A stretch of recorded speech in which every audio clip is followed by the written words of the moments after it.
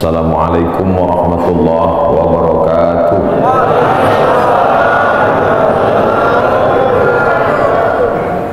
Alhamdulillahilladzi ahyana ba'da ma amatana wa ilaihin nusyur. Wassalatu wassalamu ala asyrafil anbiya wal mursalin sayyidina wa maulana Muhammadin wa ala alihi wa sahbihi wa man tabi'ahu ila yaumiddin. Yang sama-sama kita hormati Bapak Jenderal Manajer PT Antam beserta seluruh keluarga besar PT Antam, bapak-bapak, ibu-ibu, hadirin hadirat, tak dapat saya sebut satu persatu. Insya Allah semua jamaah fardu subuh ini dimuliakan Allah Subhanahu wa Ta'ala. Ya Rabbal Alamin. Kita sudah masuk pada tanggal 17 Rajab. Artinya kita hanya ada waktu 13 hari lagi berada di bulan haram. Haram artinya mulia. Minal masjidil haram, dari masjid yang mulia. Ini tanah haram, berarti tanah mulia. Masjidil haram, masjid mulia. Tanah haram, tanah mulia. Khamar haram, artinya khamar kalau diminum menghilangkan kemuliaan, itu maka disebut haram. Ya, nanti ketika pulang dari Makkah anaknya nanya, "Ma, kemarin sholatnya di mana?" Masjidil Haram. Artinya apa? Jangan tanya-tanya. Dari dulu memang udah gitu. Haram diambil dari kata hurmatun, kehormatan, kemuliaan. Orang kalau sudah hilang harga diri, harkat, martabat, kehormatan, kemuliaan tak dipandang, maka disebut zina itu haram, khamar itu haram, judi itu haram. Karena kalau ketahuan orang melakukannya, hilanglah kehormatan, harkat, martabat dirinya. Mudah-mudahan kita diselamatkan sampai anak cucu kita dari yang haram-haram. Bulan haram, bulan yang dipilih Allah Ta'ala untuk memuliakan dirinya. Waktu yang paling mulia waktu subuh. Siapa yang memilih waktu subuh ini? Allah. Tidak bisa ada manusia di atas muka bumi ini memilih waktu untuk memuliakan Allah dengan cara dia. Tak bisa. Waktunya Allah yang milih, caranya Allah yang mengajarkan, nabinya dia yang mengirim, malaikatnya dia yang mengutus. Siapa malaikatnya? Jibril alaihissalam. Wahyunya Allah yang membawa, Al-Quranul Karim dan sunnah Rasulullah SAW. Nabinya Muhammad sallallahu alaihi wasallam. Waktunya minha arba'atun hurum, ada 4 bulan yang mulia. Salasun mutawaliyatun, 3 bulan berturut-turut. Zulqa'dah, Zulhijjah, Muharram. 1 terpisah, ma baina Jumada wa Sya'ban, terletak antara bulan Jumadil Akhir dan Sya'ban. Itulah dia disebut dengan bulan Rajab. Makanya Nabi berdoa khusus bulan Rajab, Allahumma barik lana fi Rajab wa Sya'ban, berikan kami berkah di bulan Rajab dan bulan Sya'ban. Wa ballighna Ramadan, sampaikan kami ke bulan Ramadan. Ketika saya berdoa minta Rajab, bapak-bapak mengaminkan. Ada ibu-ibu satu diam aja. Ibu, kenapa enggak mengaminkan? Saya sudah dapat Rajab. Rupanya nama suaminya Pak Rajab. Rajab artinya tarjib. Tarjib, tarjib artinya ta'zim. Ta'zim artinya agung, tinggi, hebat. Bulan Rajab bulan yang tinggi, bulan yang hebat, yang dipilih oleh Allah Subhanahu wa Ta'ala. Amal yang paling afdal di bulan Rajab adalah amal yang paling mulia. Apa amal yang paling mulia? As-sawmu li wa ana ajzi bihi. Puasamu itu untukku, aku yang memberi balasannya. Maka paling afdal, paling bagus bulan Rajab ini adalah puasa. Dan hari ini kita jatuh pada hari Kamis. Siapa yang puasa hari ini, maka dia dapat 3. Saya niat puasa qadha hari ini, kata ibu, kata bapak, otomatis dia dapat 3. 1, qadhanya lunas. 2, dapat pahala puasa Kamis. 3, dapat pahala puasa sunat Rajab. Saya tak bisa Pak Ustadz. Kenapa? Tadi nggak niat. Kamis depan, mudah-mudahan masih hidup.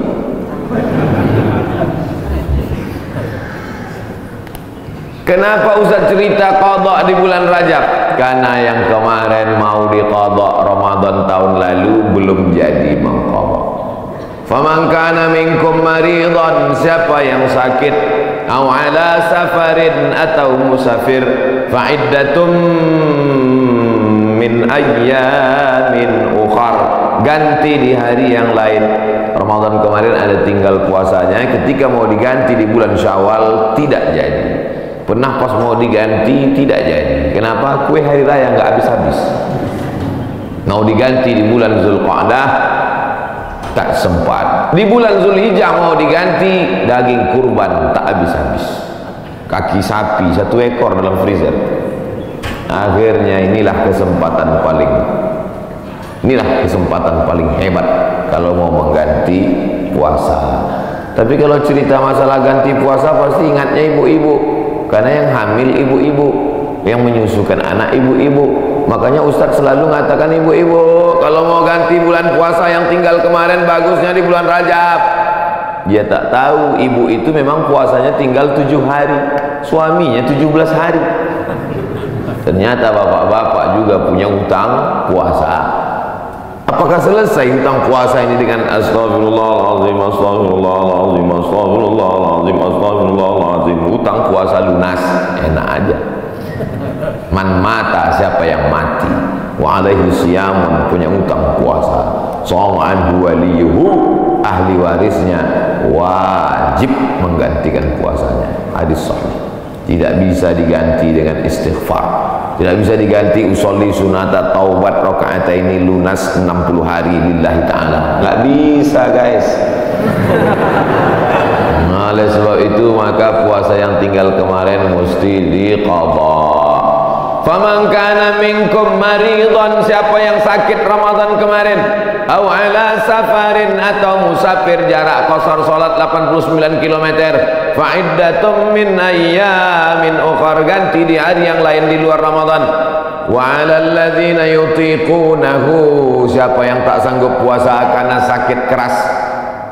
Pak Ustadz, saya nggak bisa puasa di Ramadan, nggak bisa puasa di Syawal, nggak bisa puasa di Zulqa'dah, Zulhijjah, Muharram, Safar, Rabiul Awal, Rabiul Akhir, Desember, Januari, Februari, Maret, April, Mei, Juni, nggak bisa puasa. Kenapa nggak puasa? Usus saya sudah dipotong pendek. Bentar-bentar lapar, bentar-bentar lapar, bentar-bentar lapar. Sampai mati nggak bisa, atau kena penyakit mah akut, atau kena diabetes mellitus akut, atau kena jantung akut, atau apapun sebabnya, atau kena tua renta 70-80 nggak bisa puasa, fa'iddatu min ayamin ukhar, bagi yang musafir dan sakit. Tapi bagi yang nggak sanggup sampai mati, fidyatun ta'amu miskin, bayar fidyah, makan 1 hari fakir miskin. Bagaimana dengan perempuan hamil dan menyusukan anak? Masuk yang mana dia? Kalau dia musafir, sakit, ganti. Kalau sakit keras, tua renta, bayar fidyah. Perempuan yang hamil dan menyusukan anak tidak disebut dalam ayat ini, maka ulama berijtihad, lain kepala, lain isinya. Rambut sama hitam, isinya macam-macam. Perempuan yang hamil dan menyusukan anak, 3 mazhab ulama. Mazhab yang pertama, menurut Imam Abu Hanifah, mazhab Hanafi, hanya mengqadha saja. Jadi kalau ada ustadz mengatakan ibu-ibu yang hamil menyusukan anak tinggal puasanya qadha saja, itu berarti mazhab Hanafi. Sedangkan mazhab Abdullah bin Abbas mengatakan bayar fidyah saja. Ibu pilih yang mana? Mau qadha aja atau bayar fidyah? Saya qadha aja Pak Ustaz. Saya kalau keluar duit nih malas. Ibu pilih mana? Saya nggak tahan lapar Pak Ustaz. Mau membawanya mau ngemil ngunyah aja. Jadi saya bayar aja. Yang mau qadha saja mazhab Hanafi. Yang bayar fidyah saja pendapat Abdullah bin Abbas. Mazhab Syafi'i yang mana? Mazhab Syafi'i lihat dulu dia tak puasa karena apa. Kalau dia tidak puasa karena dirinya, karena lemah, karena tak mampu, qadha saja. Tapi kalau ada unsur anaknya, kenapa ibu tak puasa? janin saya lemah, sudah diperiksa USG oleh SPOG, spesialis obgyn kandungan, katanya janin lemah, ibunya sehat tapi janinnya lemah. Maka kalau sebab anaknya dia tidak puasa, maka dia kena 2 double, bayar fidyah dan puasa qadha. Laki-laki mesti tahu. Saya untuk apa tahu? Saya kan gak hamil dan menyusui, istrimu hamil dan menyusui. Itulah untungnya ibu-ibu yang suaminya pengajian, pulang dia dari sini nanti diingatkannya, ibu nanti hari Senin kau puasa. Tapi kalau suaminya Fir'aun, ibu sedang puasa pun disuruhnya buka puasa. Apa ibu puasa? Bapak ibu yang dimuliakan Allah, ar-rijalu qawwamuna 'alan nisa. Berapa banyak puasa ibu, maka suami ikut bertanggung jawab. Kenapa? Karena istrinya itu tidak puasa gara-gara suaminya. Coba kalau kau tengok saja istrimu itu. Oleh sebab itu maka tanggung jawab luar biasa di hadapan Allah Subhanahu wa ta'ala.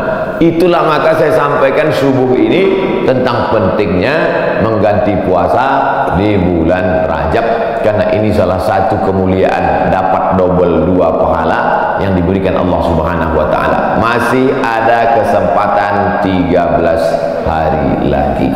Kalau mau diqadha pakai puasa Nabi Daud, bagus. Yasumu yauman wa yuftiru yauman. Puasa ini bagus karena saluran darah kita ini mampet. Saluran darah ini sama seperti saluran air, karena di dalamnya banyak lemak-lemak, banyak kolesterol, akhirnya tersumbat. Coba hidupkan keran air kencang, tapi pipanya digulung. Kerannya kencang, pipanya digulung. Apa yang terjadi? Bam! Pecah pembuluh darah. Oleh sebab itu salurannya mesti bersih. Bagaimana membersihkan saluran air? Ada serbuk yang menghilangkan minyak-minyak. Bagaimana cara membersihkan saluran darah? Maka bakteri-bakteri, kuman-kuman, penyakit-penyakit, kolesterol bisa habis bersih. Kenapa? Diri memakan diri sendiri dengan menahan makan minum selama dari pagi sampai petang. Makanya orang kalau cek darah dia nggak boleh makan minum. Saya dulu ketika cek dari ujung rambut sampai ke ujung kaki, Ustaz Somad besok medical check up. Datang jam 10 pagi ke rumah sakit. Baik Pak Dokter, tapi syarat darahnya harus bersih. Gimana cara membersihkan darah Pak Dokter? Dari pagi sampai cek darah, jangan makan berat. Jangan sampai masuk nasi uduk, ayam penyet, ayam patah, ayam mati, ayam supaya darahnya bersih. Baru saya paham, rupanya membersihkan darah dengan tidak memasukkan makanan. Tapi itu bonus dari Allah. Dengan banyak puasa tubuh sehat, dengan banyak puasa badan sehat, dengan banyak puasa tidak ada kolesterol darah tinggi, diabetes mellitus dan kawan-kawannya. Dengan banyak puasa, banyak perempuan-perempuan sekarang rajin puasa, niatnya bukan lillahi ta'ala, diet ta'ala. Itu diet, itu bonusnya, hadiah dari Allah Subhanahu wa ta'ala. Tetapnya niatnya tetap nawaitu shauma qadha'in, saya berniat besok puasa qadha lillahi ta'ala. Adik-adik mahasiswa, mahasiswi bagus banyak puasa, hemat belanja. Bagus puasa. Wa antasumu khairul lakum, dengan banyak puasa itu lebih baik bagimu, begitu kata Allah Subhanahu wa ta'ala. Habis bulan Rajab, saya nggak bisa puasa Pak Ustaz. Kenapa kau tak bisa puasa? Dokter ngasih tahu Bapak jangan puasa. Kalau puasa mati. Jangan puasa. Ngadu si bapak ke ibu, Bu, tadi dokter ngasih tahu saya nggak boleh puasa. Kenapa Bang? Karena kalau puasa mati. Abang mati aja lah. Tak boleh pilih mati. Kalau pilih dua, antara sakit atau mati, tidak boleh pilih mati. La tulqu bi aydikum ila tahlukah. La tulqu bi aydikum ila tahlukah. Jangan jerumuskan dirimu ke dalam kebinasaan. Maka jangan memilih mati daripada puasa. Kita diberi keringanan oleh agama Islam. Saya mau mengisi bulan ini Pak Ustaz, tapi puasa nggak sanggup. Banyak-banyak sholat sunnah. Sholat sunat wudu. Usolli sunnatal wudu raka'ataini lillahi ta'ala. Bilal, sini. Ada apa ya Rasulullah? Sami'tu dafana alaika baina yadayya fil jannah. Aku dengar suara gesekan sendalmu dalam surga. Bilal, kedengaran suara sendalnya dalam surga. Gesek, gesek, gesek, gesek, gesek. Sendal kalau digesekkan ke tanah berbunyi gesek, gesek. Apalagi sendal baru. Gesek, gesek. Bilal, aku dengar suara gesekan sendalmu dalam surga. Apa amalmu Bilal? Kata Bilal, aku tidak pernah meninggalkan sholat sunat wudhu. Habis wudhu, sholat sunat wudhu 2 rakaat. Bagi yang biasa pakai usolli, usolli sunnatal wudhu. Bagi yang tidak pakai usolli, dalam hati saja. Allahu Akbar. Niatnya sah dalam hati. Saya termasuk yang tidak mewajibkan melafazkan niat. Tapi bagi yang melafazkan, jangan sampai dibid'ahkan, disalahkan. Karena niat itu letaknya di hati, cuman hati kita kadang bimbang, goyang, ragu. Untuk menguatkan hati, maka diucapkan di mulut. Tiba-tiba masuk masjid, Allahu Akbar. Dalam hati ragu, ini tahiyatul masjid apa qobliyah? Ragu dia, ini tahiyatul masjid apa qobliyah? Niat tidak bisa setelah takbiratul ihram. Niat itu sebelum takbiratul ihram atau dalam takbiratul ihram. Pilih antara dua. Oleh sebab itu, maka untuk menguatkan apa yang dalam hati, saya sholat qobliyah subuh, usolli sunnatas subhi rak'ataini qabliyatan lillahi ta'ala. Saya tadi masuk sudah azan, waktu hanya cukup 2 rakaat. Pilih mana? Kalau cepat datangnya tahiyatul masjid dulu, setelah tahiyatul masjid baru qabliyah.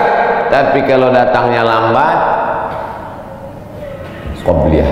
Karena kalau tahiyatul masjid nggak dapat qabliyah, tapi kalau qabliyah automatically dapat tahiyatul masjid. Tapi jangan gara-gara ini lambat terus datangnya. Nah, Ustaz Somad pandai ceramah aja nyuruh cepat datang, Ustaz sendiri lambat datang, sengaja lambat. Karena kalau cepat banyak yang minta foto. Nah, oleh sebab itu yang paling afdal adalah cepat-cepat datang ke masjid. Allahumma ftahli abwaba rahmatik, bukakan untukku pintu rahmatmu. Mau keluar masjid, doanya sudah ditulis di pintu. Allahumma inni as'aluka min fadlik. Ini hebatnya masjid PT Antam, doanya ditulis di pintu. Banyak juga di masjid lain doanya ditulis di lampu running text. Pas lampunya mati, doanya hilang. Tulis. Jadi jamaah bisa ngelihat. Pas mau masuk, Allahumma inni, Allahumma ftahli abwaba rahmatik, bukakan untukku pintu-pintu rahmatmu ya Allah. Sampai ke dalam tahiyatul masjid, usolli sunnatan tahiyatul masjid raka'ataini lillahi ta'ala. Idza dakhala ahadukumul masjid, kalau kamu masuk masjid, fala yajlis, jangan duduk hatta yusolli raka'ataini, sampai salat sunat 2 rakaat. Tahiyatul masjid, qabliyah, ba'diyah, salat sunat wudu, salat sunat duha, salat sunat isyraq, salat sunat awabin, salat sunat tasbih. Perbanyak salat sunnah. Saya semua udah Pak Ustaz. Apa yang belum? Salat sunat mutlak. Ada salat sunat yang terikat waktu, duha. Ada salat sunat yang terikat momen, tahiyatul masjid. Ada salat sunat yang tidak terikat apa-apa. Salat sunat aja 2 rakaat. Enggak ada angin, enggak ada hujan, salat sunat aja 2 rakaat. Kau salat sunat apa tadi?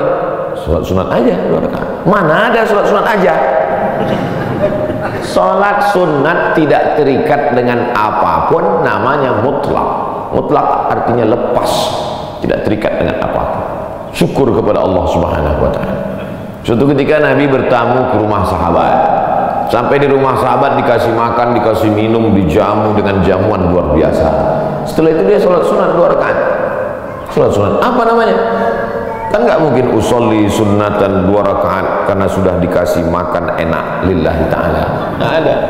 Makanya kita kadang sholat sunat aja 2 rakaat sebagai ungkapan syukur kepada Allah. Cara bersyukur subhanallah, betul. Cara bersyukur berzikir banyak selawat, betul. Tapi syukur yang paling bagus adalah dengan sholat. Sholat sunat aja 2 rakaat. Aku sholat sunat 2 rakaat karena bersyukur kepada Engkau atas nikmat yang begitu hebat, yang begitu banyak. Abang tadi sholat sunat? Ya, sholat sunat apa? Syukur. Hari ini kok enggak? Lauknya enggak enak. Oh, enggak bisa begitu.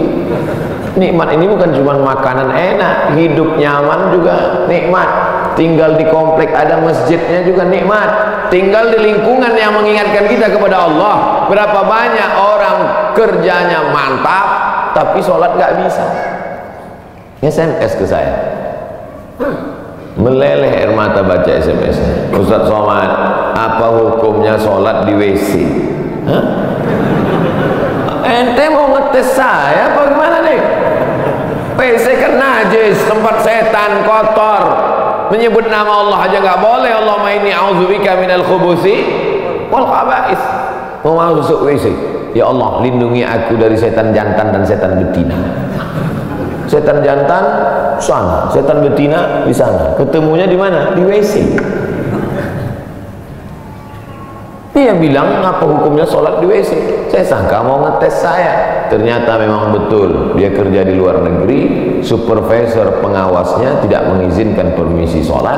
Akhirnya dia masuk ke WC yang agak lapang, dia bentang kain, sholat di dalam, hanya untuk mencari makan. Bapak Ibu, luar biasa nikmat bisa kerja di Pomalaa.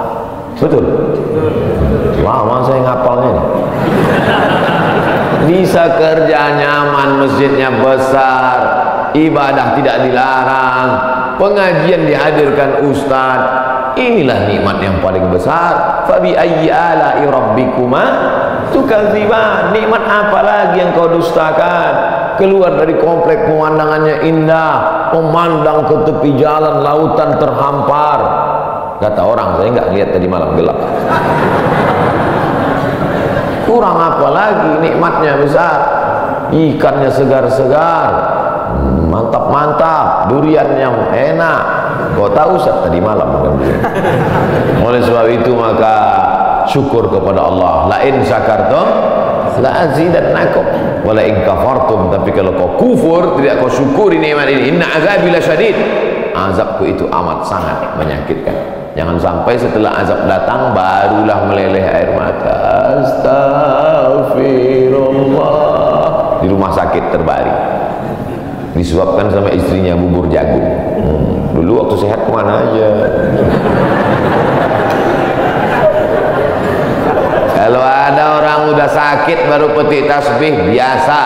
Kalau ada orang ketika sudah pensiun baru berzikir, biasa. Tapi ketika waktu sedang badan sehat, rezeki banyak, ada jabatan, rajin ibadah, wah luar biasa.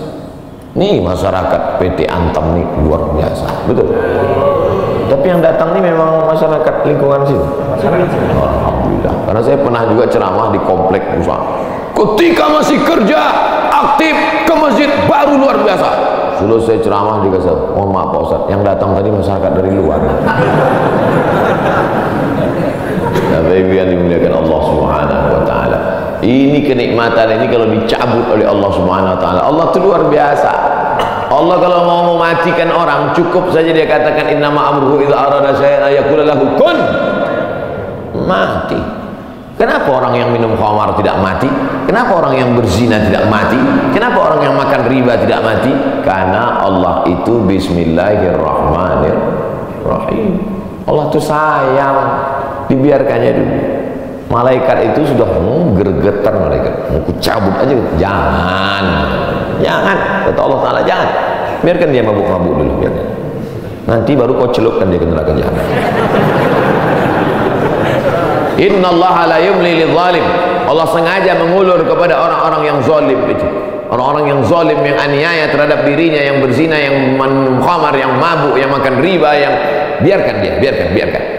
Sampai apa? Sampai dia bertobat. Kalau tidak juga, hatta idza akhadhahu lam yuflithu, sehingga Allah menurunkan azab tidak tanggung-tanggung, langsung. Jadi jangan heran kalau ada orang enggak sholat, rumahnya besar, enggak sholat, mewah hidupnya, sesungguhnya dia sedang dimainkan Allah Ta'ala. Inna kaidi matin, tipu dayaku amat sangat kuat. Cuman kadang orang ini enggak paham cara pikir Allah SWT. Cara pikir ibu aja kadang anak enggak paham. Anak umur 5 tahun minta pisau, jangan, nanti tangan kau luka. Tapi ketika kita memahami Allah, yang kita ikut ini, kita ikut Allah atau Allah ikut kita? Kita ikut Allah. Ini banyak orang sekarang Allah dia suruh ikut dia. Ya Allah, berikanlah aku gaji yang banyak, kau ikut aku, jangan sampai aku ikut engkau. Loh, sebenarnya yang Tuhannya aku, apa kau kata Tuhan? Kita yang ikut Allah. Makanya kita ini disebut muslim. Muslim artinya berserah diri kepada kehendak Allah, bukan Allah yang ikut kita.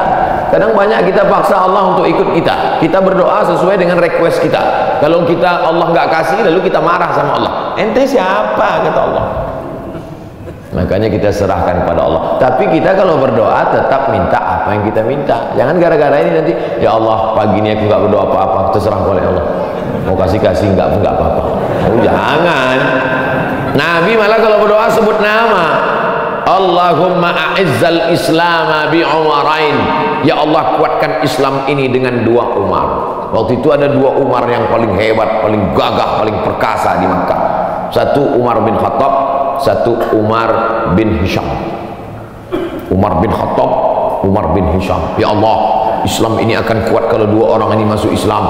Masuk Islamlah 2 orang ini, ya Allah. Umar bin Khattab atau Umar bin Hisham. Saya sebut Umar bin Hisham, banyak bapak ibu nggak kenal. Tapi kalau saya sebut nama kerennya, oh, Umar bin Hisham, Abu Jahal. Makanya kalau kenalan sama orang jangan cuma tanya satu nama, tanya nama satu lagi. Banyak orang ini namanya macam-macam. Nama siapa? Abdul Somad. Di Facebook Anton. Nah, nama saya di mana-mana tetap Abdul Somad. Nama Abdul Somad. Instagram Abdul Somad Official. Cuman mau ngasih tahu aja supaya di follow. Nah, Bapak Ibu yang dimuliakan Allah Subhanahu wa taala. Jadi kalau masih bisa sehat, beribadahlah. Karena sampai masanya nanti udah sakit nggak bisa beribadah. Parahnya lagi sudah sakit pun nggak ke masjid juga. Makanya walaupun sakit datanglah ke masjid. Nggak bisa sholat di depan, sholat di belakang. Malu sholat di belakang di emperan. Nggak bisa juga sholat, kasih tahu biar kami sholatkan. Jangan segan-segan. Bapak Ibu yang dimuliakan Allah Subhanahu wa taala. Saya Pak Ustaz nggak bisa puasa, sholat sunat. Sholat sunat pun nggak bisa Pak Ustaz. Baca Quran. Duduk, nggak bisa tegak, nggak bisa rukuk, nggak bisa sujud, buka Quran. Bismillahirrahmanirrahim. Tapi katanya baca Quran auzubillah Pak Ustaz. Oke. A'udzubillahi minasyaitonir rajim. Bismillahirrahmanirrahim. Ya ayyuhan nas, wahai manusia, ittaqu rabbakum, takutlah kamu kepada Allah. Inna zalzalatas saati syai'un azim. Sesungguhnya bumi akan bergoncang dan hari itu kiamat terjadi, azabnya amat sangat kuat. Membaca itu ketakutan, langsung pulang ke rumah sedekah. Berapa? 500 perak. Jadilah daripada sebelumnya hatinya tertutup. Itulah orang-orang ketika dibacakan ayat kepadanya, zadathum imana, bertambah imannya. Surat Al-Hajj. Apa ayat yang kau lihat? Sesungguhnya saat itu Allah sedang menegur engkau. Wa taran nasa sukara, kau lihat manusia waktu itu seperti mabuk. Wa mahum bisukara, mereka bukan mabuk. Jalan sempoyongan mau tumbang di atas bumi, mereka mabuk? Bukan. Kenapa mereka tidak mabuk? Walakinna adzaballahi syadid. Tapi saat itu azab Allah amat sangat menyakitkan. Sempoyongan jalan macam zombie. Kenapa? Karena kerak bumi waktu itu tercabut. Kita sekarang kan bisa tenang ini karena kerak bumi ini bisa normal. Kerak bumi ini ada pakunya. Sampai masanya pakunya itu copot. Apa pakunya? Wa takunul jibalu kal ihnil manfush. Waktu itu paku-pakunya gunung-gunung seperti bulu kambing dihembus angin. Ada kalanya Allah menyebut kal ihnil manfush. Ada kalanya disebut kal farashil mabthus, seperti rayap yang berterbangan, seperti nyamuk yang berterbangan, habis semuanya. Kalau Gunung Bromo, Gunung Kidul, Gunung Merapi, Gunung Kelut seperti rayap yang berterbangan, lalu kita seperti apa? Kalau ada tetangga bapak yang sombong, yang angkuh, ambil rayap, hembuskan ke mukanya. Begitulah nanti saudara. Kalau Gunung Kidul, Gunung Bromo, Gunung Merapi seperti rayap, lalu kau seperti apa nanti di hadapan Allah? Dua kemungkinan, dia taubat atau makin ngamuk. Kita ini nggak ada apa-apanya. Yang disombongkan itu apa? Yang diangkuhkan itu apa? Maka mesti banyak-banyak ibadah. Itu yang akan dibawa menghadap Allah Subhanahu wa Ta'ala. Tadi malam ada yang ngirim ke grup WhatsApp percakapan antara ayam dan anaknya. Bapak Ibu udah dapat? Apa kata anak ayam? Mama, kenapa manusia itu hebat ya? Namanya macam-macam setelah lahir ke dunia. Ada Abdul Somad, ada yang lain-lain. Sementara kita semuanya namanya sama, ayam. Semua ayam. Apa kata induk ayam? Gak apa-apa nak. Mereka memang namanya mantap-mantap. Tapi setelah mati semuanya namanya satu, mayat. Beda sama kita. Kita memang ayam, tapi setelah kita mati ada ayam panggang, ada ayam goreng, ada ayam. Mereka memang hebat-hebat, mereka kaya-kaya, mereka pejabat-pejabat, mereka punya jabatan, mereka punya ilmu, mereka punya gelar profesor doktor. Tapi setelah mereka mati tidak ada yang mendatangkan manfaat, semuanya menjadi mayat. Beda dengan kita. Kita setelah mati mendatangkan manfaat, mengenyangkan perut. Ulaika kal an'am, mereka itu seperti binatang. Balhum adall, bahkan lebih hina daripada binatang. Makanya kalau tidak karena ibadah, apa beda kita dengan ayam? Bukan hadis, dapat di grup WhatsApp. Saudara yang dimuliakan Allah Subhanahu wa Ta'ala, bedakan dirimu dari binatang dengan apa? Dengan ibadah. Cerita tentang ibadah, apakah ayam itu tidak bertasbih? Ayam itu ketika sedang mengeram, coba lihat lidah ayam sedang mengeram, semuanya bertasbih. Nabi mencabut pelepah korma, menusukkan pelepah korma di makam. Sahabat bertanya, kenapa kau tusukkan pelepah korma itu ya Rasulullah? La'allallaha an yukhaffifa 'adzabahuma ma lam yaybasa. Selama pelepah korma itu basah, maka orang yang ada di kubur diringankan azabnya. Kenapa? Karena pelepah korma bertasbih. Tapi jangan gara-gara ini nanti bapak meninggal minta surat wasiat, tanamkan 3 batang korma di atas kuburku. Nabi sedang ingin mengajarkan bahwa pelepah korma bertasbih. Planet-planet bertasbih, Neptunus, Merkurius, Pluto, Mars bertasbih. Mana buktinya? Ketika kita melihat petir menggelegar, apa ucapan dari mulut? Subhana may yusabbihu bihir ra'du wa bihamdi. Maha suci Allah, yang planet-planet pun bertasbih mengagungkan Allah. Lalu kita apa? Makanya yang tak sanggup baca Quran, saya Pak Ustaz nggak usah baca Quran. Asal baca Quran mata meleleh Pak Ustaz. Meleleh menangis karena takut atau nggak nampak lagi titiknya Pak Ustaz. Puasa nggak bisa. Kalau nggak bisa puasa, sholat sunat, kaki sakit. Baca Quran, mata sakit. Pejamkan mata, ambil tasbih, berzikir. Afdhalu zikri fa'lam annahu la ilaha illallah, la ilaha illallah. 100 kali. Dikit kali 100 kali Pak Ustaz, 1000 kali. La ilaha illallah. Baca selawat, istighfar 1000 kali. Selawat 1000 kali. La ilaha illallah 1000 kali. Isi hari-hari bulan Rajab ini dengan kemuliaan. Belum tentu bulan Rajab tahun depan kita masih hidup. Saya insya Allah hidup, Bapak Ibu nggak tahu. Yakin sekali Ustaz Somad ini. Mati jangan dicari, tapi kalau dia datang kita tidak akan bisa lari. Ainama takunu yudrikumul maut. Dimanapun kau berada, mati akan datang menghampirimu. Walau kuntum fi burujim musyayyadah, walaupun kau berada di dalam tembok yang sangat kokoh. Dulu orang Arab kafir musyrik dibuatnya tembok, masuk dia ke dalam, sembunyi. Oh, pertanyaan, saya sangka surat kematian. Kita akan dituntut di hadapan Allah Subhanahu wa Ta'ala. Begitulah Allah. Jadi intinya, isi bulan Rajab, pertama puasa, kedua salat sunat, ketiga baca Quran, keempat zikir. Saya empat-empatnya udah Pak Ustaz. Mantap. Empat-empatnya belum Pak Ustaz. Mulai lagi. Puasa sunat niatnya boleh setelah sholat subuh. Pulang dari sini sampai rumah, lihat lemari makan, nggak ada makanan, puasa sunat. Tapi dengan syarat dari azan subuh tadi nggak masuk apa-apa. Jangan sampai udah 3 batang masuk. Puasa sunat nggak bisa.